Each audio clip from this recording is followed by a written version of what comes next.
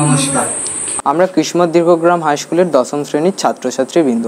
আমাদের আজকের এই তৈরি করা মডেলটির মূল বিষয় হচ্ছে rain water harvesting and waste water management. বর্তমানে বিশ্বের প্রধান সমস্যা হচ্ছে জলসংকট।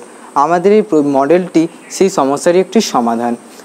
আমাদের বৃষ্টির জল আমাদের জলের স্বাভাবিক যোগান বজায় রাখতে বিশেষ সাহায্য করে, তাই ওই বৃষ্টির জলকে নানান আধারে আমরা মজুত করে রাখতে পারি। বর্তমানে শহরাঞ্চলে বিভিন্ন বাড়ির ছাদে জল রেন পাইপের সাহায্যে কোনো জলাধারে সঞ্চয় করে রাখা হয়, পরে তা বাগান পরিচর্যা ও অন্যান্য কাজে ব্যবহার করা যেতে পারে। কিছু কিছু ক্ষেত্রে রেন পাইপ সোক পিটের সাথে যুক্ত করা হয়, যা ভূগর্ভস্থ জলস্তরকে রিচার্জ করে। এইভাবে জল সংরক্ষণ তথা জলের ব্যবহারকেই বলা হয় রেন ওয়াটার হারভেস্টিং। আমরা আমাদের এই মডেলে দেখিয়েছি বৃষ্টির জল বা বিদ্যালয়ের ছাদে জমা হয়ে রেন পাইপের সাহায্যে ড্রেনে এসে পড়ছে এবং ড্রেনের এক অংশ সোক পিটের মধ্যে যুক্ত করা হয়েছে, যা ভূগর্ভস্থ জলস্তরকে রিচার্জ করছে, এবং ড্রেনের অপর অংশ যুক্ত করা হয়েছে এই ভূগর্ভস্থ জলাধারে, যেখান থেকে জল আমরা পাম্পের মাধ্যমে ফুল বাগান এবং সবজি বাগানে জলসেচের কাজে ব্যবহার করছি। এইভাবে আমরা ভূগর্ভস্থ জলভাণ্ডারের অপচয় রোধ করে বৃষ্টির জলকে সেচের কাজে ব্যবহার করতে পারি।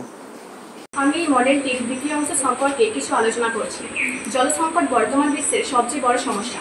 এই সমস্যার সমাধান হিসেবে ব্যবহৃত জলের পুনর্ব্যবহার একটি গুরুত্বপূর্ণ উপায় হিসেবে বিবেচিত হতে পারে। কারণ আমরা জানি সারাদিনে আমরা যে জল ব্যবহার করি তার একটা বিরাট অংশ নোংরা জল হিসেবে ড্রেন বা জল নিকাশির মাধ্যমে নদী এবং খালে গিয়ে মিশে।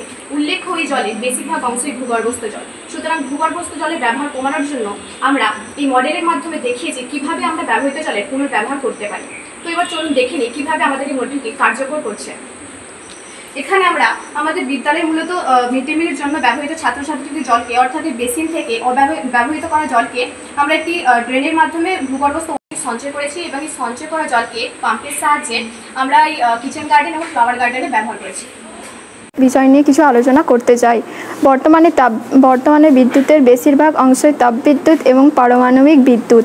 এই বিদ্যুৎ উৎপাদনের জন্য কয়লা এবং তেজস্ক্রিয় পদার্থের জন্য প্রচুর পরিমাণে দূষণ ঘটে। তাই আমরা আমাদের এই প্রজেক্টে তাপবিদ্যুৎ এবং পারমাণবিক বিদ্যুৎ ব্যবহার কমানোর জন্য পরিবেশ বান্ধব শক্তি হিসাবে সৌরবিদ্যুতের ব্যবহার করছি।